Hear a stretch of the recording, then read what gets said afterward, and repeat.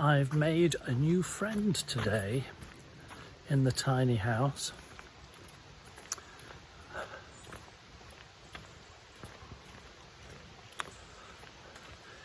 His name is ChatGPT, and I have been getting on familiar terms with my new friend. I'm asking him to help me organise the keywords and chapters for John's 300 plus videos. This is rather lovely, isn't it?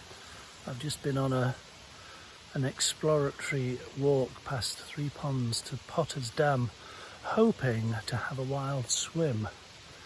But the only wild thing was me, because I couldn't find a suitable entry or exit point, so I just splashed my face. So now I'm off to the pub for a pint to cool down. But my new friend ChatGPT is extremely amenable and doesn't balk at anything I ask, and quick as lightning comes back even with the simplest of prompt. I can copy and paste, for example, a transcript of John's latest video and then ask it to summarise it into, say, 5 chapters, please, ChatGPT. I'm very polite, of course, and honestly, within seconds, it is quite impressive. I don't have any other friends. I don't have any other friends who are as quick as that to get the essence of what John is saying. So I'm truly impressed. I've also used today, for the first time, another AI app called Adobe Podcast AI to help me equalize or improve the sound of a bit of a ropey audio on one of the videos, and it did an admirable job again. So that's another tool in my Swiss Army knife of being a YouTube producer. And really, I've got quite excited by the prospect. I have also experimented with it this morning. I wanted to get a summary of a book, just one book, by a new writer I have come across, Paul Brunson, if you want to know, although it turns out that was his pen name. And I hope I'm going the right way now. I think I am. Follow my nose to the pub. I asked ChatGPT to summarise his book, which is called something like Getting to Know the Over Self as opposed to the Little Self. And it did so pronto. Now it still needs editing and human finessing by me, but honestly, it gave me exactly the summary I was looking for. So now I've got both a promise and a dilemma of an assistant, a proper assistant, to help me write my book. So on particular topics, I can ask ChatGPT, and it does, of course. I know what you're thinking. That's cheating. That's what you're thinking. Well, it's what I was thinking too.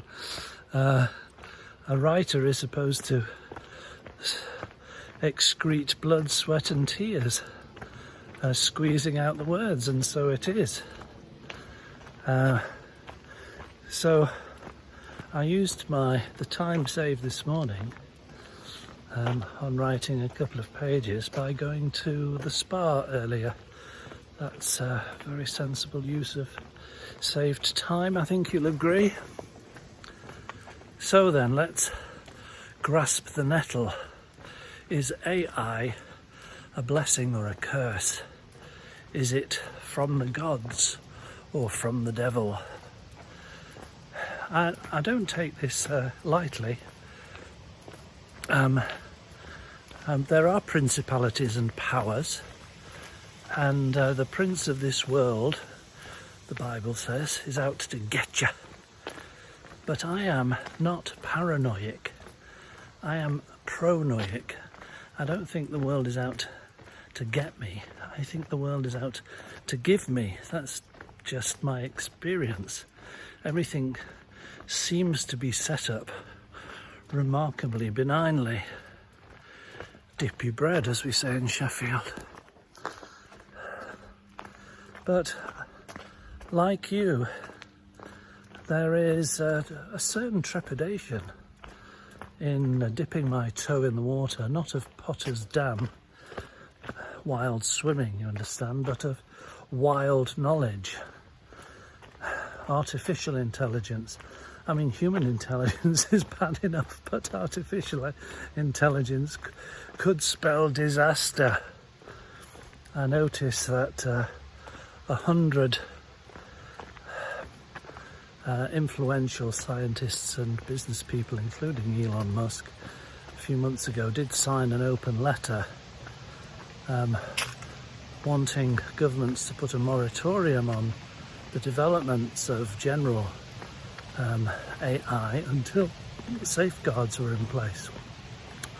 We don't want the robots taking over, do we? Outsmarting us and corralling us into barges off the south coast of England. Oops, I strayed into political territory there. Maybe robots would do a better job looking after the interests of asylum seekers than the present government, but shall we go there, or shall we leave that for another video? We'll leave that for another video. And I think it's perfectly normal and reasonable that the human species is suspicious of rapid technological change. I'm going to have to just check right now I'm on the right path. I think I am, but I don't want to miss it. No, I'm sure I am. What can possibly go wrong? I'm only in a tiny dale, and the pub's this way. So yes, I can imagine the first time Neo-Paleolithic man struck a flint and lit a fire. The elders of the tribe said, "Ooh, you don't want to do that. You'll get your fingers burnt." ChatGPT fire. And then when they invented the wheel 40,000 years later, or whenever it was, ooh, I don't want any of that newfangled round things here. No ChatGPT wheels for us. And so on. But of course, these technologies get bedded in, and you can put a wheel on a cart that's bringing food to the population, or you can put a wheel on a tank, or you know what I mean.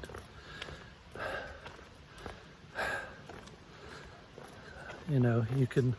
It's not the technology, it seems to me, that is the threat in itself. It's the use to which it's put.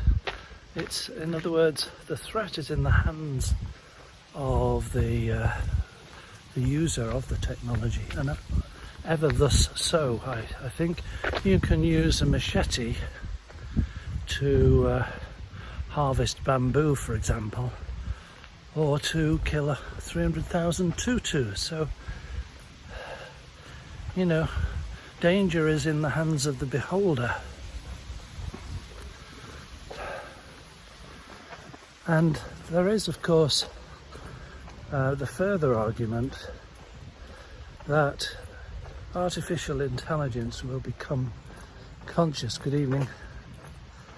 They might be more conscious than you and me. They might be better at being human than you and me. But from doing some basic research into this,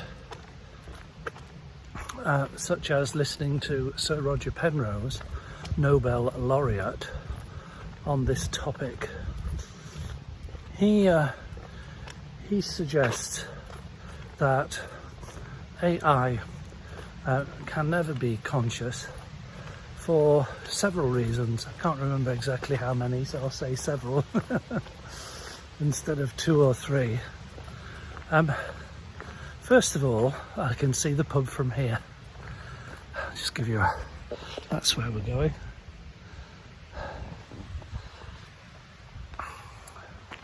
First of all, consciousness, he tells us, is not computational, and artificial intelligence is. By that, I believe he means a computer computes through computation of noughts and ones, and the mind and consciousness is not a mathematical or a digital construct. It's much more profound than that. We don't know exactly how consciousness arises. Nobody has an idea. There is a Nobel Prize in the offing, friends, if we can come up with a valid mechanism, shall we say, or process or relationship which establishes the origin of consciousness. Nobody knows. Anil Seth, who has scanned thousands of brains with this fMRI scanner for years, decades, he's no idea. The second reason is that AI apparently works on the basis of a sniffer dog. That's my analogy. Thank you.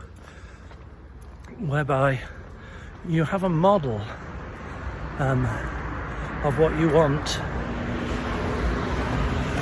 to find out, the type of information, maybe the language, maybe the sources, and you give that sniffer rag to the AI dog, and that's what you get back. It's a simulacra of intelligence. It's a copycat intelligence. It's not original intelligence. So I think there's some merit in that argument why AI won't become conscious. And there is a third reason why AI will never become conscious, but I can't think of it because I'm only human and my sniffer senses are bringing me to the pub. So less of me and more of beer. Ciao. I've remembered. The third reason why AI is unlikely to be conscious is because most scientists would agree that consciousness is founded or emerges, as they would like to use. I don't use that word myself. That's a rabbit out of the hat word, emerges, from biological systems, not from silicon computational systems. And so there is something special, something perhaps more complex about a biological entity. Now, I dare say you could conceive of making some biological entity have an AI brain, but I still don't think it would cross over into what we regard as consciousness.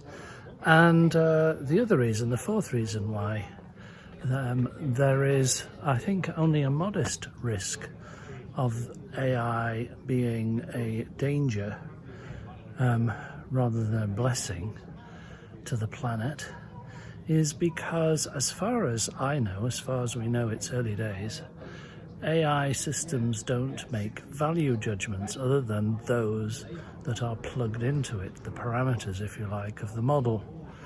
And so it seems illogical to give an AI system sort of horns or malevolence when it is not being instructed to do so. Now, clearly there is a basis that if you want to find the most efficient way to poison the London or New York water supply, I imagine an AI system could very efficiently tell you the best way to go about it. But it's not at value judgment, so you're not going to find one morning an AI system has reared up and decided to nuke, name your country or autocracy. So for those 4 reasons, I am at this stage quite clear that AI is a tool, not a threat, and therefore I'm happy to use it. And if there's any change, I'll let you know.